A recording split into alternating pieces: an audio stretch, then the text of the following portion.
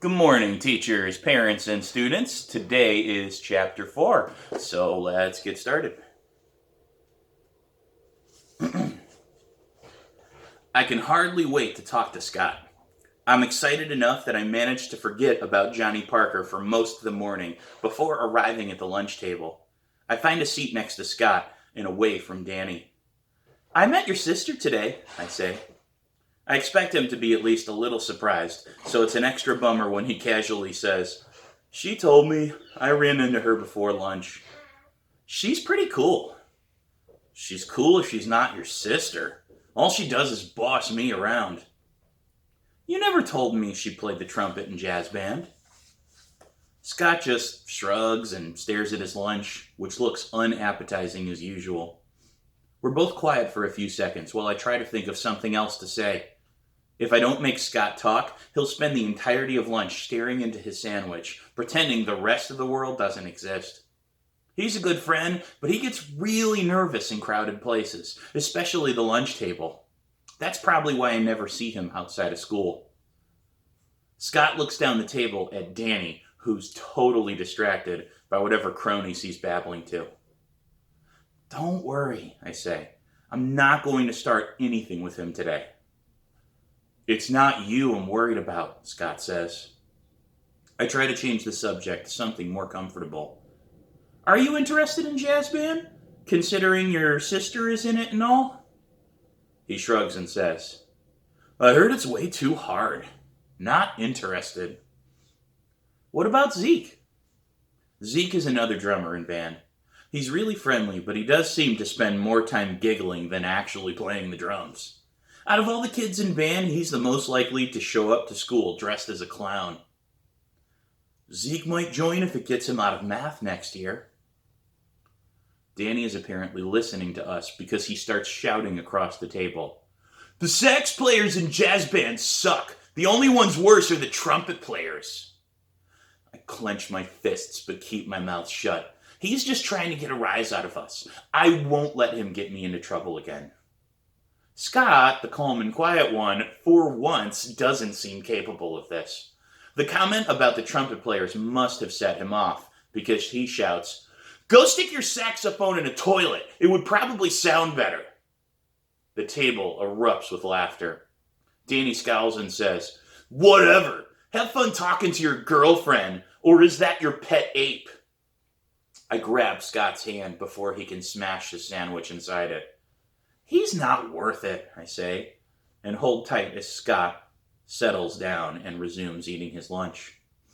I give Scott a smile and receive a small, embarrassed one in return. That's Scott for you. At times he doesn't want anyone to know what he's feeling. One second he's complaining about his bossy sister, and the next he's defending her honor at the 6th grade lunch table. At least he's not freaking out about sitting next to me after Danny's comment. Danny wasn't always this way. He was a pretty cool kid in elementary school. He wasn't my best friend or anything, but we played with some of the same kids at recess. We also had a lot of fun whenever we worked as partners in 5th grade science, which we were both equally bad at. 6th grade changed a lot of that, and I'm not sure why. I'm almost finished with my lunch when a very large, black suit appears next to our lunch table. "Can I talk to you, Samantha?" Dr. Pullman says in that awful, deep voice. "Sam," I say, but I get the worst evil eye imaginable and stand up without another word. I catch Danny giggling as I walk to the end of the lunchroom right next to the principal. "You were supposed to be in lunch detention today," Dr. Pullman says. Was that today? He never told me the specific days. I didn't know those had already started. "They have," he says. "Do you understand how serious this is?" I nod. "Then don't try to skip out tomorrow, or the consequences will be worse." Dr. Pullman folds his arms. "I left a voicemail for your parents yesterday. I'm still waiting to hear back from them." I swallow hard. "They're pretty busy lately. My dad has a tough new job. He works late most days of the week.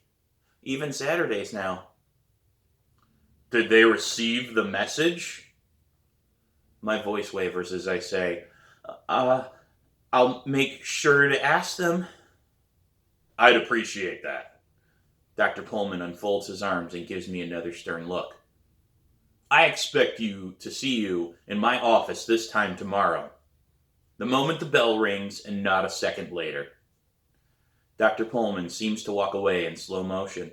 My throat is dry and the hairs on my arms are like quills. What am I going to do about that erased message? So much has happened today that it doesn't really hit me how mean Johnny Parker was until after jazz rehearsal, until I'm doing my homework that night. I'm sitting at my drum desk going through mixed numbers and ratios when I say out loud, "You know what? You're not awesome. In fact," I continue, talking aloud to the wall, "you play the drums like a baboon. I'm surprised you didn't drool all over the snare drum." And even though I'm pretty sure baboons don't drool any more than humans do, I am entirely sure this describes Johnny Parker to a T. I remember what he said about no girls ever making it into jazz band. If I could prove him wrong, I'd be the first girl ever on the drums. How weird is that? Not that I've ever played jazz. I haven't even heard much of it. But the middle school jazz band brought down the house this morning, and that was only their rehearsal. Imagine what their live performance must be like. They have a full set. Everyone who makes it in is serious about their craft, like Jessica and the trumpet. It isn't like symphonic band where half the kids just want an extra period to goof off. I'd play any style they wanted just to get a chance to rock out on a real set with serious players instead of on a stupid desk to a crowd of nobody. Jazz band is the perfect opportunity. That's the end of chapter 4. A little shorter, but that's okay. See you tomorrow with chapter 5.